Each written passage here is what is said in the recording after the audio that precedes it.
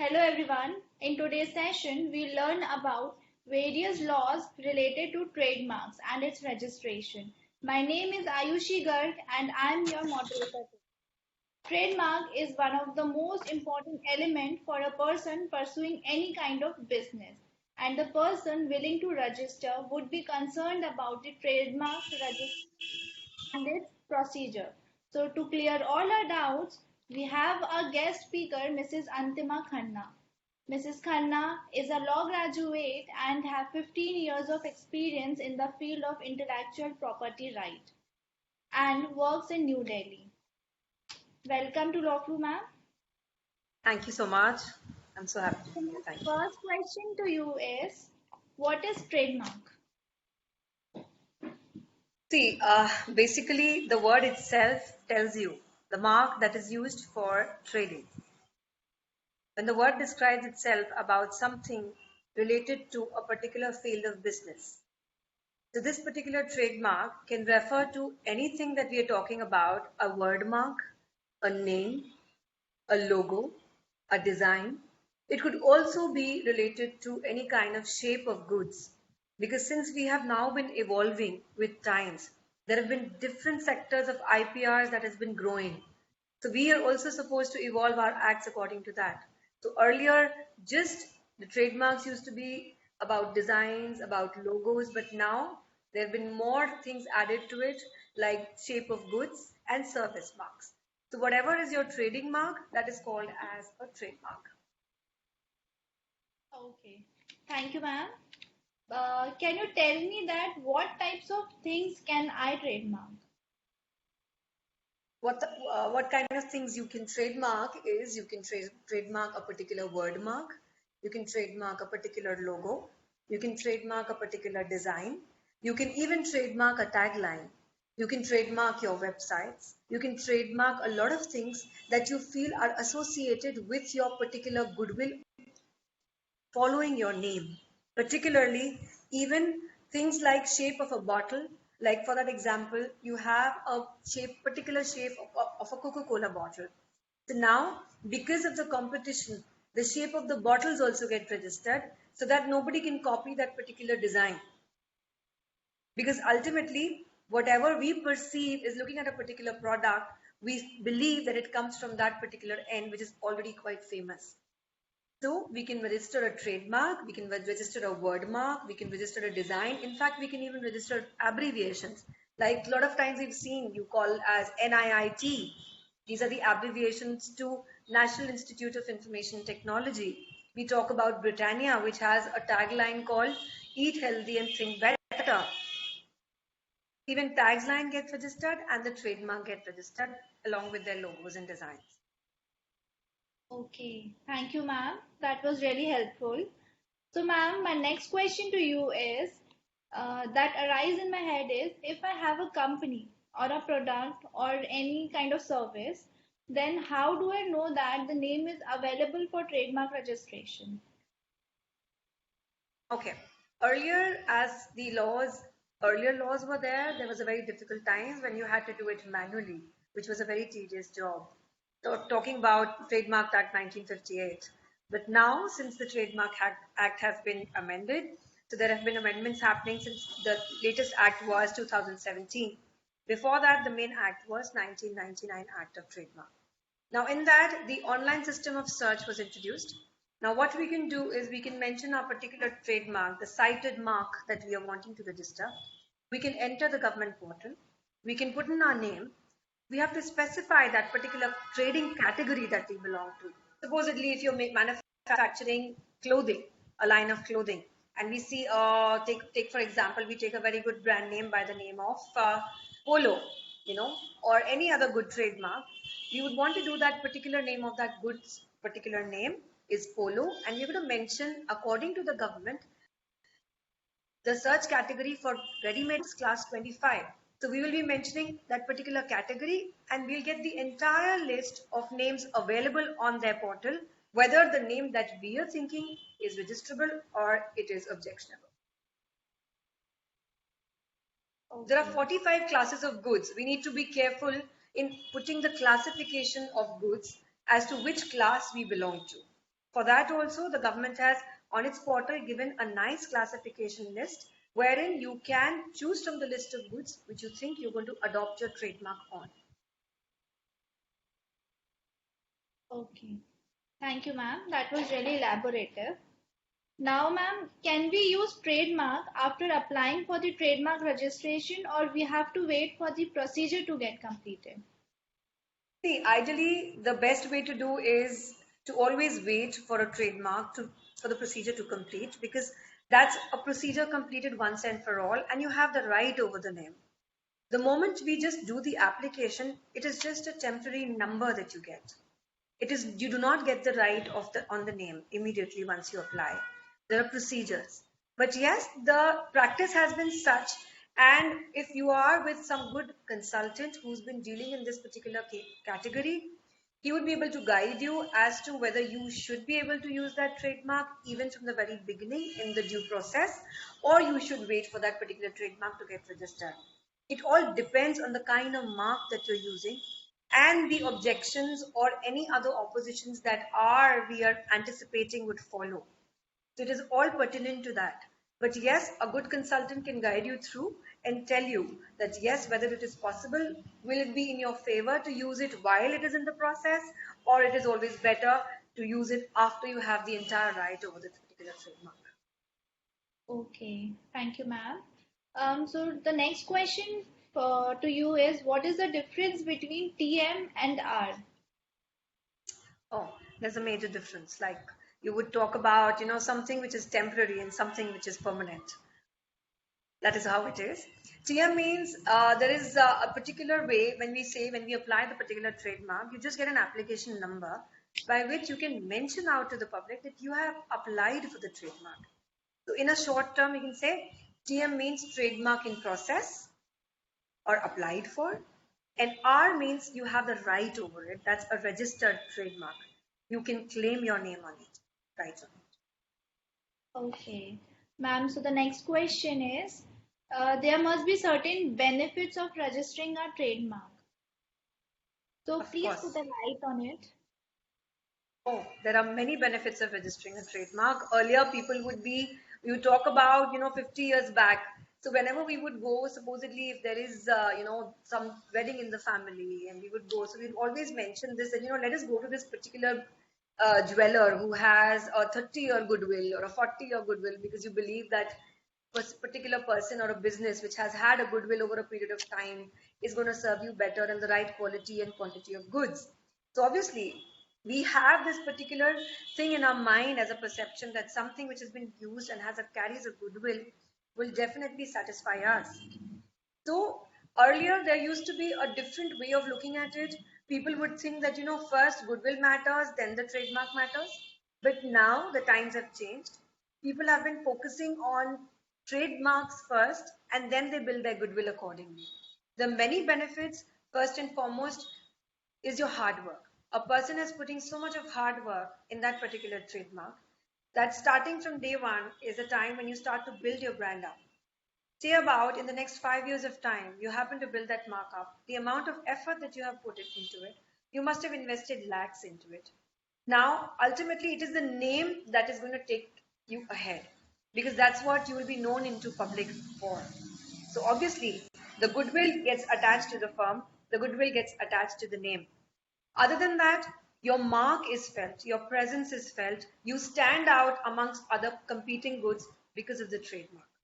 How would a person know that this belongs to a particular person? Only when he has a claim or a right over it. Otherwise, you know how it is very easy to duplicate anything. The moment you become famous, there are people who will be immediately going to duplicate that particular product and the quality will diminish and people will be confused as to knowing the exact source from where that product is coming. It's like a building of trust and telling people that I am the owner of this particular mark, and the people are having that trust that yes, the products coming from this particular source are worth the name. Also, in today's time, you have many unfair trade practices. The same thing that I'm talking about, this goodwill that you have earned for so many years, the amount of hard work that you have put in into building up your particular business can be taken away by somebody else just because you do not own your particular trademark. So there's to avoid all of these unfair trade practices, you must have those particular intellectual property rights registered. Apart from that, there's a weightage that comes with time on your particular mark. So what happens? Supposedly you've registered a trademark. There are big companies. Once you've made up a particular mark, some people try to take over those companies. So you can sell your particular trademark. And there have been assignments in selling of these intellectual property in crores by these big companies. So it is always having a monetary benefit to it also. Okay, that was really Like for informative. example, even today that we have now, we've become so focused on having, like your baby names have been also, people have been taking a lot of time in naming their babies with a different name. So we can think from that angle that the amount of the evolvement that we've had, even for our children, that we are thinking about having a different name. So, that's where the trademark has evolved. Yeah, right. So, Yes. ma'am, how can I choose a strong trademark? Oh, yes, that's a very, very important question. Now, see, everybody thinks alike. When I try and tell my clients, everybody thinks from generic term because they want to describe their trademark. How would a person know that I'm dealing in this particular category until and unless I do not mention the goods in the words of trademark? But the best way to have a trademark is to have an innovative word, something that you've invented, something that's of your own. Yes, that trademark should be distinctive. The first and foremost quality of the trademark should be that it should be distinctive. It should not be bearing any resemblance to any other trademark which is already registered or which is a well-known trademark. You're not trying to encash on the goodwill of any other company. Secondly, it should be a trademark where it can tell about the little quality of the goods, but it should not be limited to that itself. So a particular trademark, say for that matter, I would give you an example. Talk about the word called Bisleri. Talk about the word called Aquafina. Now, anywhere in the word Bisleri, do you feel there is any description about water? No. But the mark has been an invented mark. It has made its own name. That now you associate the name Bisleri with water. Now, the moment I take the name as Cadbury's, you associate it with chocolate. But nowhere the words describe that it is a chocolate. So it's always best to have an innovative word, and it's always best because it becomes your own property. Tomorrow, no two-person can think alike when you have invented something. So that's always better to have an invention in any way that you have having that. Okay, ma'am. So, once I have registered my trademark, how can I protect it? Yes, that's another thing that is of a very important, Janelle. Protection of a trademark will only happen once you are, giving that much amount of weightage to your particular trademark. So protection of a trademark will, first and foremost, you have to choose a particular trademark which is very good, apply that particular trademark for registration. After that, once you've taken that particular registration, you should be claiming that ownership, making proper advertisements and telling that you are the owner of this particular trademark and mentioning that our registered trademark on that particular name, design, logo, or a word mark. Thirdly, taking proper action. A lot of times when we ourselves come to know that, have you opened a branch somewhere? We've seen your name somewhere else. So it's at that particular moment, we should be taking proper action of infringement. We should move to the court. We should give them notices. The other latest way of protection of trademark is hiring detectives. You have trademark detectives who work for you, who see that your products are not duplicated. And even when they are duplicated, they take evidences from the source where they're getting duplicated, and you can take proper action against them. The second way of also doing that is taking care of the trademark registry and keeping a watch on that, on the register of the trademark, is so that you know that after your trademark, any other trademark which is related to you is not applied. And even if it is in application, you should duly oppose that trademark in time for them to not to get the similar kind of right of on that particular name. Okay, ma'am. Thank you so much. So, ma'am, what do I need to maintain my trademark registration? See, to maintain a trademark registration, first and foremost, as I said, is to be watchful, first and foremost, about your rights, to be aware about your rights, and also how to able to maintain it. You should know that a trademark is to be renewed every 10 years, as of the current act. So it has to be renewed every 10 years. So we have to be very careful in knowing particular dates wherein we'll be able to renew that particular trademark, because what happens after a particular time lapses, the trademark is removed from the registrar. Secondly, the maintenance also happens by way of protecting my particular trademark, by way of taking infringements, by way of taking oppositions, by way of making promotions. Like you see now, you have earlier the trademark was only limited to products.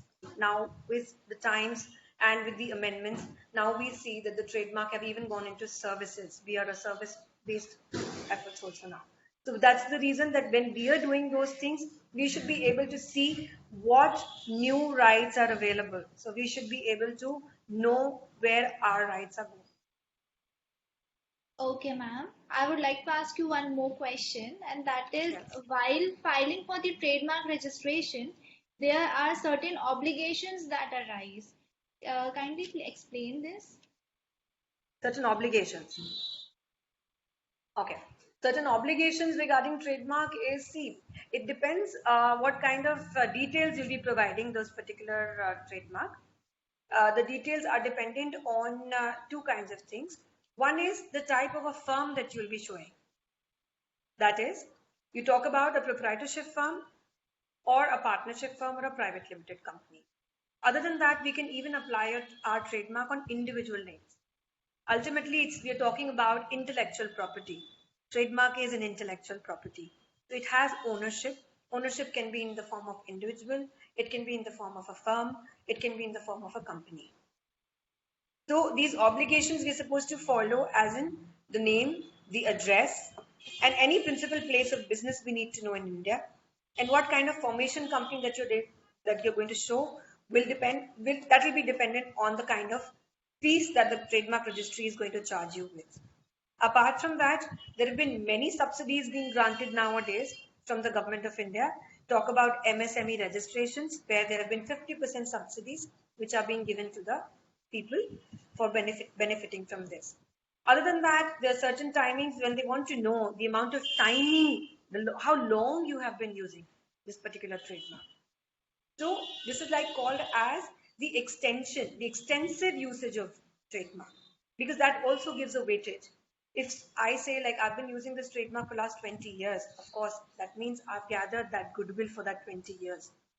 So it is obligatory for me to show with the bills, with the purchase bills and everything as to where I stand and from my ownership, whether I'll be able to prove it or not with evidences. Okay, ma'am. Thank you so much. Okay, Thank you then, so much. Mrs. Khanna, that was really a great lesson, and thank you so much for sharing your knowledge and giving your Thank you so valuable much. input. I would like to sign off. For more such videos, blogs, and courses, log into lawflu.com. Thank Thank you. you so much. Good to be here. Thank you.